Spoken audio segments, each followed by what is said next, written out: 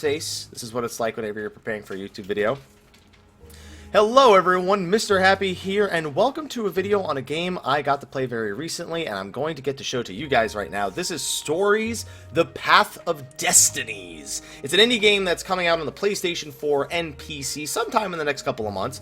I got to play it at PAX South. I got to speak with the developers a little bit, and fortunately, a friend of ours, Jessica, and the developers themselves provided us with that same test build of the game so I could stream it live, which is what I'm doing right now, and post it to YouTube later. This is an action RPG game focused on more story elements, making decisions.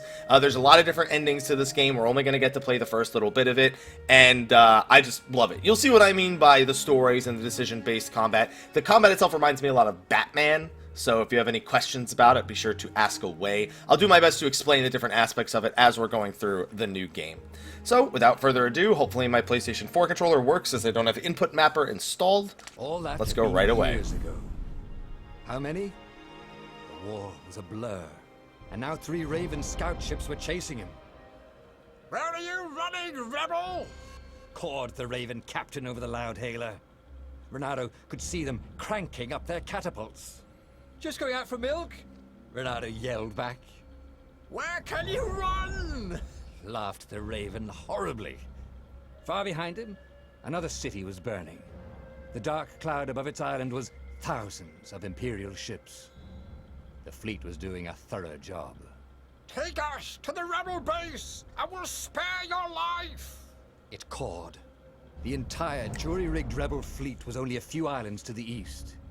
Beyond that were only the pillars of heaven, a sea of endless blood-colored tornadoes.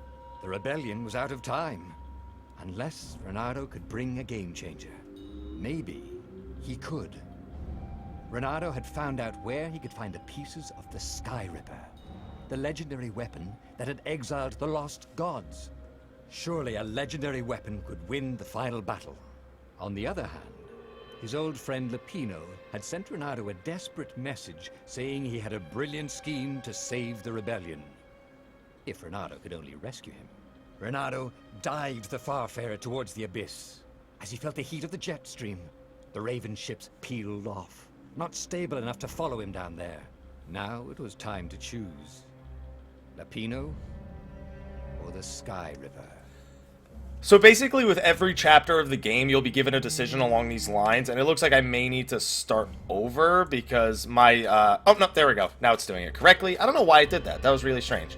I, was clicked inside the window, and it was letting me use, the X button, but I couldn't use the other thing. That's fine. It's because I didn't decide to set up Input Mapper with my DualShock 4. Now, because it's going to be available on the PlayStation 4, I am playing it on a DualShock 4 on the PC right now. And every chapter you're going to be given a decision like this. You're going to be able to go one way or the other way. Usually one way involves sort of the more friendly path, and the other way involves the more win the war kind of path. And this is an early chapter in the game. It's not the very first chapter, so you see it kind of threw you into the middle of the story right away. It's one of the levels that's after the actual tutorial of the game. And so we have a choice here. We can either save Lupino, or we can try to build the Sky Ripper. I'm going to pick the first path, which is save Lupino first. Ah, Lupino. And we're going to see the rest of the story. Apparently, the Mad Rabbit had sold the name of the achievement is What Does the Fox Choose? Lupino always wiggled out of trouble, given time. But he was out of time. The Ravens had figured out that Lupino was a rebel spy. If the fleet reached him first, they'd string him up for that. Never mind the winged horse. So I'm getting a question in chat, which side is the light side and which side is the dark side? There actually isn't necessarily a light side and a dark side. There's several endings to the game, however, the majority of them end in failure. There's only one correct ending amongst these several endings. I believe over 20 endings the game will have when it is completed. And your goal is to find out which decision, which line of decisions. I gotta get rid of the PS4 controller. Please tell me you're working. I gotta get rid of the mouse cursor here. Let me get rid of the mouse cursor on the screen real quick. That way it doesn't bother us for the remainder of this. Capture mouse cursor. Do not do that, and please PS4 controller, do not continue to disconnect. All right, so here we go. As you can see, it's kind of got a top-down look right here. And you're going to notice very quickly that the combat is very akin to the Batman Arkham games. Very action-based, very flow-heavy. It's got a dash attack, which you can never hate. So you can break objects to get health and energy. My health, my weapon, and my special weapon is in the top left. Opening chests can reveal things like ores and jewels that I can use, which are tracked in the bottom left. You can also see that my the bar on the bottom is when my dashes are actually available. So first we're going to go to the workbench, where I can do one of two things. For example, here are 4 swords in the game: the Hero Sword, the Firestorm, the Winterthorn, and the Void Blade. And you can upgrade these swords multiple times, and they each have a special effect when you hold R2. For example, this one at level 2, which I'm going to upgrade right now. When I hold R2, it allows me to recover health over time. This one does an AoE fire attack around me. This one will freeze enemies while I'm attacking, and this one will increase movement and attack speed. And those are basically different ways you can switch through them very easily in the game. Then there's also gems that you can equip onto your gauntlet, which can give you a variety of effects. I actually don't have any gems at the current moment, so I can't actually equip them, but you can see attack speed, critical hit chance, physical resistance, elemental resistance, breaking shields, getting additional loot, and energy on kill. So we have a bunch of different slots there. Gonna move away from that. Just do a quick little animation right there with the sword. And then, of course, you also have a leveling system and an upgrade system right here. They've started me on this test build with a variety of things. For example, bonus health, defensive reflexes, which allows me to slow down time after successful counters, and then slow down time after successful attacks until your next action. It's like a tactical mode. Perfect strikes is one I don't have. Dash, which, I mean, let's be honest, you're going to try and dash. The ability to dash through enemies and deal damage, and a hook shot. So you have a variety of abilities, and as you level up, you can put your points into different things, eventually getting all of them, of course. Who's the developer again? The developer is Spearhead Games, and the name of the game is Stories: The Path of Destinies. Alright, so now you're going to see what the combat resembles. Batman Arkham. I'm just going to dispose of these enemies in a relatively quick manner. When an enemy is down, you can see you get kind of like a super attack on them that like finishes them off. Now, another big thing you'll see that I do is I'm actually grabbing enemies by holding square, and I'll do it right here. You can actually stab an enemy and use them as a human shield. And then if you hold it for too long, they break free. But that's what you're able to do. You have a hook shot right there. Now, one other thing you can do is similar to Batman. If you press square right as you see the exclamation mark, you can actually parry and counter the attack like that. So it's got a tactical aspect of it, and like I said, to me it's very akin to the Batman Arkham games, which is not a bad thing at all. Prince of Persia game is another good game to compare to, I feel. And of course we do have the different swords, like so if I had wanted to use in that fight the AoE fire attack, I would just hold R2 right there. And it would use the energy. You saw my energy bar go down. And then I just, I get it back when I eat foods by breaking objects and stuff. So we're gonna go this way. Now you'll notice that there's other enemies right here. These ones actually, if they see you, they shoot a giant laser beam at you. So as you can see, it just did about 22 damage to me in that short period of time. And then, of course, you can deal with these very swiftly. Now, there's also lots of different paths that you can actually take in this game. For example, I'm kind of going down the expected path right now, but there are actually side paths that you can take as well. Also, there's hidden chests. For example, this is a red chest that only spawns after I kill these enemies.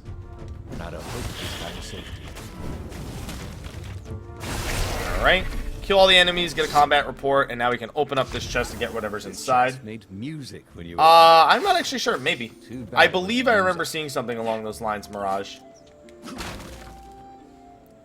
So there's lots of hidden paths in different directions you can take. A lot of little details, picking up, getting extra ores for leveling items and stuff like that. And obviously dashing. I love the dashing in this game. Just dash, dash. And of course, favorite thing, dash through those. Get some more energy back. Now, I actually found a secret path last time I played this game, and I'm gonna go to that secret path again. It's in a well. Let me see if I can find it again. I think it was back up here. No, it's not over here. Was there? Oh no, I think it's down here. All right. Break objects. Get the stuff. Is it over here? Is it? I'm trying to remember where it was I found it. Well, I found this at the very least. Dash is essential in it. So just to be clear, it's not an action platformer. It's an action RPG with some puzzle aspects. There's no actual jumping in the game. Your character may jump during during certain animations, but that doesn't mean your character actually like jumps. Now, one thing I can explain right here, after I level up, actually, I'm very close to a level up. I don't have it. So there's lots of different ways to finish a level, and there's different rewards at the end of different paths. For example, this door right here is your standard door, and it can be opened with any sword just by pressing square. Some paths you may go down, though, may have doors that can't be opened unless you have a specific weapon. But there's also secret paths you can take. So first let me open this. Grab whatever's inside there, these upgrade materials, some water essences, some ores. And then I could jump down, and this is kind of like an alternate path slash bonus path that you can take. Puts me in this little cave down here. And then we just dash through the cave because, I mean, let's be honest, who doesn't want to spam dashes? Gotta use my hook shot a little bit for some fun. I'll just have a dash, thought Renato. See? There's always little secrets on the side that you can reach for faster upgrades, for more items.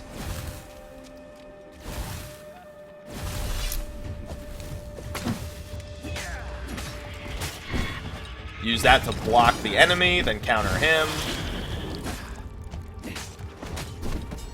Now I'm going to switch actually to the other weapon, and I'm just going to deal some damage in an AoE around me by holding R2 and spamming. Block. Block him, finish him. 22-point combo, 24-point combo. Can throw the enemies into one another and then combo it all together and we're good. Yes, this is a Steam demo. What's going on, Huvek? He really ought to ask. Potentially. Oh, and then it drops me off at an altar, and now I can actually use this to level. And guys, remember, stamina is how you dash, so always buy stamina. Because now I get 4 dashes. Now, one thing you'll notice is if you take these alternate paths, it'll lock the other path off to you. If you want to replay that path, you have to play through that level again, essentially, and make that decision to go through there. So there could have been different rewards down there, and there may be a reason for me to go back there in a future playthrough. Workbench. Did I pick up any gems? I don't think I did. Nope. I remember seeing some people in the, when I was there, they found gems, and I was like, I never found any gems. I feel like I screwed up by not finding, by not finding gems. Don't we just agree to disagree? Said Renato. No? And also, this narrator is top quality. So I just made him kill his friend right there. Wanna hook up? And then whenever you do things like the hook shotting, he makes little snarky comments like that. Ooh, Renato. Now they're going to start introducing you. Now, obviously, these aren't the only enemies you'll fight for the entire game. But you can see that that enemy is more of a caster. And that they, whenever given the opportunity, they actually start locking on a skill that will track me. And whenever I attack them, they try and teleport away. Oh yeah, this game, when you hear me finish explaining it, you're going to realize why it's a very... It preys on it, the completionist mentality. Okay, so here's an example of another path that I can take. So you see this door leads, you can see there's a red treasure chest right there with some more rewards. But you also notice that it says I have the wrong sword. I need a specific sword to open this door. So based on the color, you could probably figure out which one based on the swords we saw earlier. But I don't have that sword, so I can't go down that path. And so if I want to go down that path later, I'll need the correct sword to do so.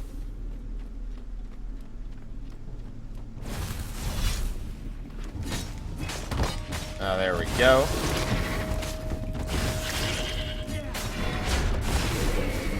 That was a quick little battle right there. It was good to practice your moves, thought Renato. And he's always commenting on every little thing you do. Alright. And that is the end of that early level. Dirty and bloody, Renato finally reached Lapino. The rabbit was practicing his shuffle. Renato recognized the cards. It was Lapino's favorite deck. Oh, I thought you were in danger. I am. The ravens are coming. Oh, the prison thing. Right, yeah, we see this guard owed me 53 ducats, so we made a deal. They're very reasonable people, actually, for weasels. Now, I got a brilliant plan to kidnap Zenobia. We capture Zenobia, we find out what she knows. And that's the whole war right there. When the cutscene's done. Easy peasy, lemon squeezy. Capture the Emperor's greatest general, who also happened to be a deadly sorcerer and, oh, his only daughter? That would be worth it. On the other hand, he could still get to the core of the Sky Ripper, even if he couldn't get the whole thing. It must have great power. Alright, and that's actually going to wrap up the first part of the demo, but they're going to explain a little bit of story right here. Best friend in Sword Fu School, and you're still mad for her. The rabbit reminded him. They'd been close. She'd told him things no one else knew, but she'd never told him who she really was. She knows all the Emperor's plans, chuckled the Master Spy. She won't give them up easily. She'll tell the interrogators, all right, said Lapino. Taking her would change the game, all right. So, and then that's the end of the first one. We're actually going to play through the other scenario real quick so you can get an idea of some of the more puzzle-solving aspects. But that was basically, you got the idea that it's very, it's an action-based combat. It's got a lot of alternate paths, a lot of completionist things that you want to get done. And this game is, for just as a reminder for those who came into the stream late, it's called Stories: The Path of Destinies. And it is an indie game that's going to be releasing in the next several weeks. I'm sorry, in the next several months, probably between the March and April area from when I last spoke to them. Nothing set in stone, just that was the range I was given by them to talk about. And actually, we made it through that pretty bug-free. I'm surprised we made it through so bug-free. Obviously, because it's the beta build, I can't actually continue from where I left off. It ends right there. And yeah, I got to demo this at PAX South, and they hooked me up with an early access build of the game, so you can see the story, so I could show you guys the game. Now, what we're gonna actually do is I'm gonna skip through the early part. Now, in the full game, you can actually skip cutscenes. For the sake that this was a demo at PAX, we are actually gonna have to listen to that first cutscene again.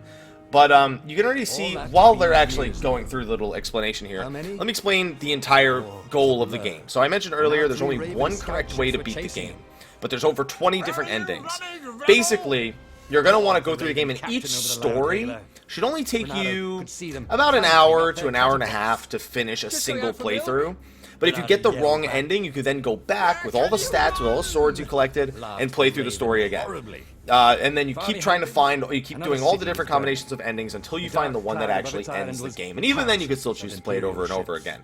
So, estimated with, proper, thinking about your decisions, you probably beat it in about 5-6 hours officially. But then you'd have to go back, complete all of the other stories, all the bad endings, all 20 plus of them.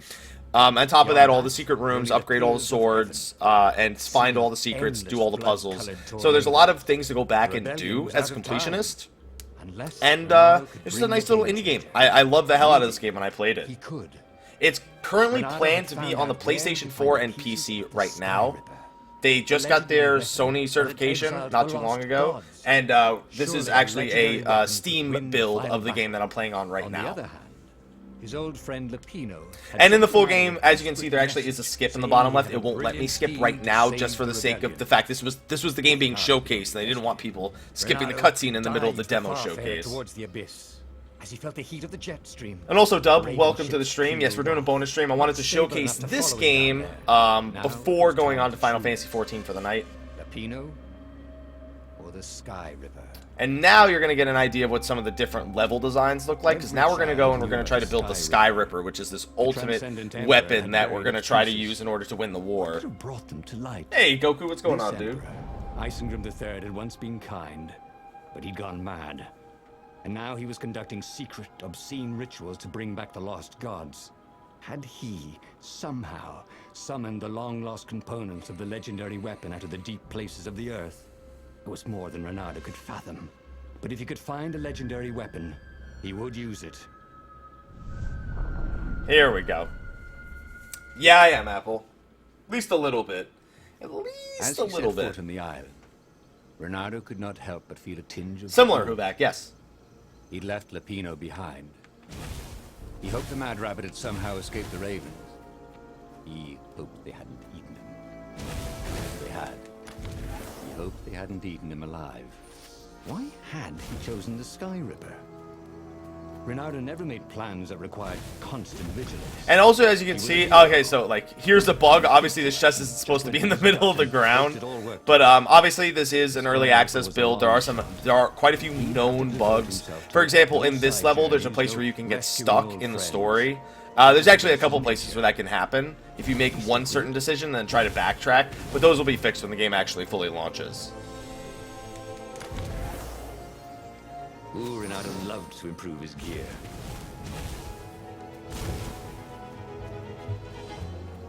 Alright, so we found a few bonus treasure chests with a bunch of items in it for upgrading. Renato. Hey, Platinator, what's going on, dude? It's going good for me. How about you, my man? Can't we just agree to disagree? Now, because this is basically... So basically, when I picked between my levels, I picked between two different first levels. So the enemy variety is not going to be much different here. The game pretty much tries to introduce you to the enemies at the same pace regardless of the path you actually choose. So you're going to see pretty much the same enemies in this level, the first two enemies you encounter in the game. Yeah, see, that's why I know, because USMC pretty much fucked it up. Now, one thing you'll discover is there's actually puzzles and secrets that you can find with your grappling hook. So, for example, right here, I saw that thing. I can use my grappling hook to get to it, and then bam, bonus chest. Some extra items in it, and then just to get you out of here, they have these glyphs to teleport you out. See if there's any over there. Nope. This level has a little bit more of like a stealth aspect to it. There's more of these enemies here in this level. These ones that that you require stealthing around and executing.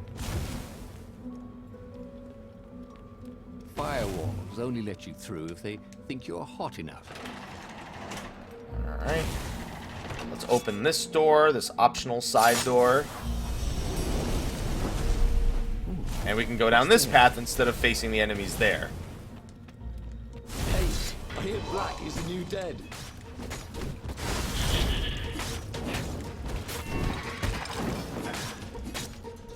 Come over here. Bring out your eyes. There we go.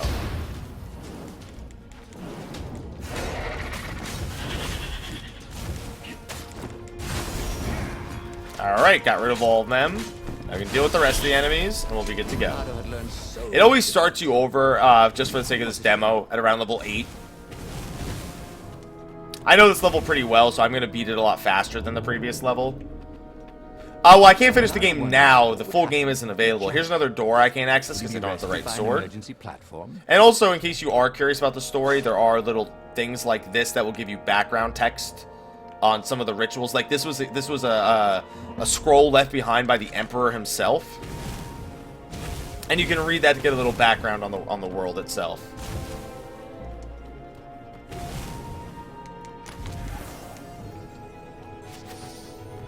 Sorry, mustache, Renato. That's exactly what I thought. And now this is the path I would have taken to get here, but it's locked off. And now I know for a fact that in that spot there was actually a workbench for me to upgrade my items, but because I didn't take that path, I don't have access to that anymore. So again, another decision-making thing. You can also see some grappling hook puzzles on the other side of that. But this is, again, a tutorial level, so it doesn't have anything too in-depth, just like the other one. Some alternate paths, some decisions to make. But nothing that's really going to tickle your brain all too much. Just enough to get you interested in the rest of the game. Which is really, you know, it is a demo after all. Because there's no I in team. And also, this narrator is, he is definitely got jokes. He's got jokes and jokes and jokes.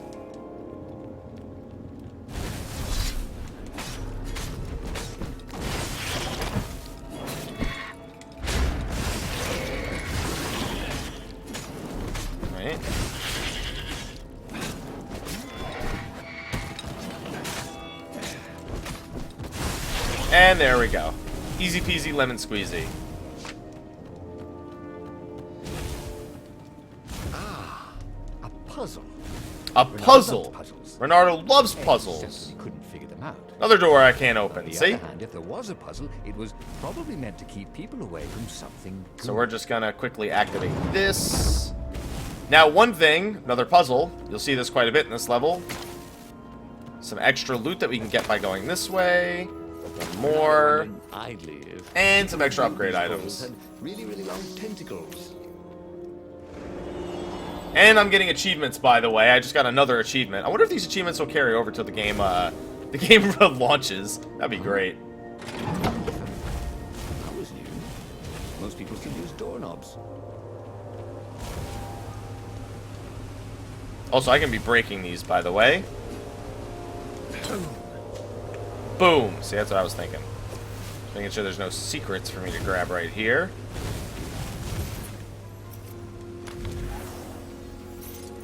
Now, this is actually a grappling hook on my side, but there's no grappling hook on that side. So, obviously, there's another secret area over there that I couldn't access. Unfortunately. Oh, that's okay. We could just dash and dash and dash.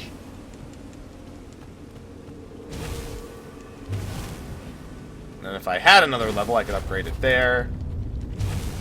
Final door opens. Bam. Beat that level as well. And now it's going to give me 2 more decisions, and then the demo is technically done. It's a very, very small portion of the game, but remember, it's meant to be played through multiple times in order to get the correct ending, as well as to unlock all the different swords, upgrade all your weapons, level up, and do all that stuff. Dashes 4 days. And that was Stories, The Path of Destinies. It was probably one of the more fun games that I played at PAX South, and that's why I've been recommending everyone to go play it and try and enjoy it. And when it launches, I'll be recommending you all go and try it and buy it on the PlayStation 4 and your PCs and all those fancy little video game devices that you guys be playing on nowadays. I enjoy it. It's easy to get into. It's easy to understand. It's got a story behind it. The narrator's funny. And it's got a lot of replay value. In fact, it's designed to be replayed until you find the correct ending. And even after that, even if you were to go down the same path, literally didn't change your choices in the story at all, the levels would be different. They're not procedurally generated, but they would still be different to reflect the decisions you made the first time you went through. So that way it doesn't feel like the exact same thing. Renato asked himself why he changed course to confront Zenobia. He'd no idea. Sometimes he would just do things, and he could never figure out why he'd done them. Usually, they worked out. After all, he was a hero. And there you go. This is a short glimpse of Stories, The Path of Destinies, coming to PlayStation 4 early 2016. Obviously, I also have it on Steam right now for the just for the beta build, but obviously PC version in the works as well. This was an excellent game, guys, and hopefully it comes out in the next couple of months so I can do a full playthrough of it. Make sure... Oh, and the thing is, you don't have the dash right away when you actually play the game normally, because the dash is actually an upgrade. It can be one of the first upgrades you go for, but I am level 8-ish. So I do have quite a few extra powers that I shouldn't have by the end of the tutorial. So thank you, Jessica, for providing me with a copy of the beta build. I'm going to be uploading this to YouTube. Be sure to check it out. You can follow them, Stories, TPOD, on Twitter. You can also check out the website, Stories, thepathofdestinies.com. And definitely keep your eyes on this for a late Q1 or early Q2 launch on the PS4 and PC. Thank you again for letting me play it. On that note, on the live stream end, I'm going to be switching over to Final Fantasy XIV on the YouTube end. I'll see you guys on the next video. Hopefully you enjoyed this, and until then, take care. Now let's switch to some 14 for the live video.